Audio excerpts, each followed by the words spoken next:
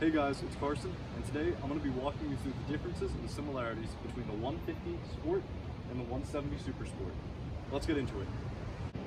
Let's start with this 150 Sport. This 150 Sport body style was made from between 2003 to 2008, and it's one of my favorite body styles from the 15 of all time. I'm a huge fan of this modern take on the classic 15, so you still have these awesome bow rails, and you still have a great hull, but it's all modern, and the boat is incredibly wide. It's very well made to begin with, and I really am a big fan of the styling.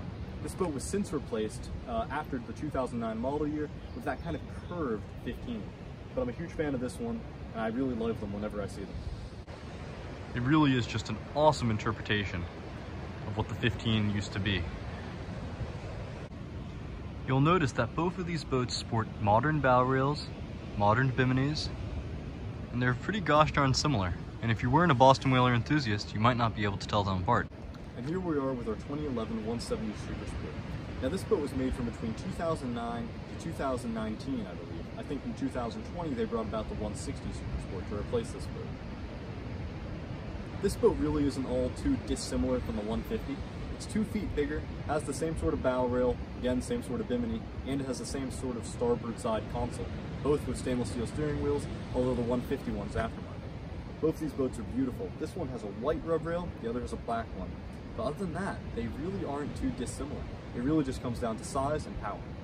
And that's what leads me to the transom of this 170 Super Sport, where we have a 90 horsepower EFI 4-stroke Mercury outboard with a 3-blade stainless steel prop. This boat does 47 miles an hour, which is insane.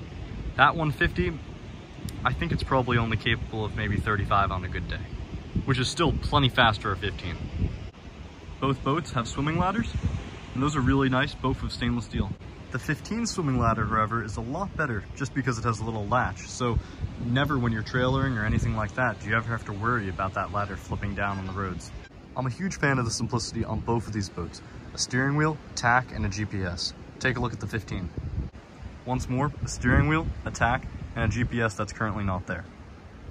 The aftermarket steering wheel on this boat looks really nice, and I'm actually a huge fan of this tachometer.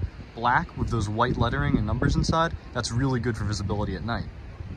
I can definitely tell when the 170 Super Sport was made, they were going for a much cleaner look, hence why the tack is just a little bit more cleaned up, a little bit more white. At this point, it's pretty obvious that both of these boats are definitely quite well made. One thing that I really like about this 170 Super Sport that the 15 doesn't have is that secondary bow rail in the middle. I love how that rail kind of comes right alongside so you can always grab onto it if you're underway.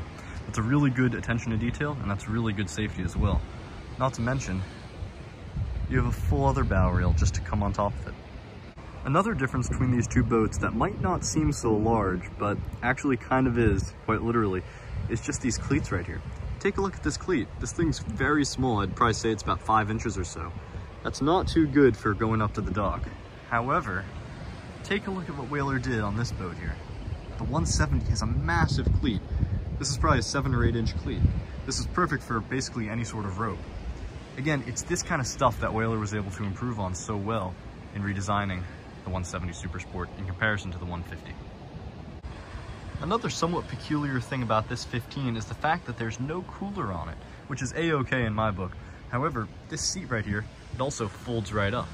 Whereas on this boat, the 150, we have a built-in cooler that comes right out too. You can just pull it right out. And that actually provides good seating, but also great storage. One of the issues with these Super Sports, and that's always been this way, is the lack of storage. Because in the Montauk's, you're able to put stuff at least in the console, but not on these boats. However, Whaler implementing this awesome idea to have a cooler here was perfect. Now you can put your backpacks or whatever you want while underway. Lastly, I want to talk about gas tanks. This 170 Super Sport probably has one of the best gas tanks, literally, in this small boating segment. This is a custom welded 19-gallon gas tank, whereas on this boat, we're left with the little twin 6.5-gallon gas tanks from factory. There's nothing wrong with these tanks at all, and I've used them myself.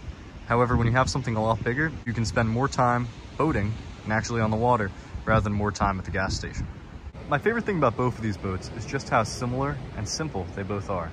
They're nice and open, and anyone can kind of just get in them and go. Anyhow, I'm really happy that I got both these boats together, the 150 Sport and the 170 Super Sport. I don't think this comparison has ever been done before, so I'm really happy I was able to do it. thanks so much for your support of the channel, and as always, consider subscribing. Thanks so much for watching.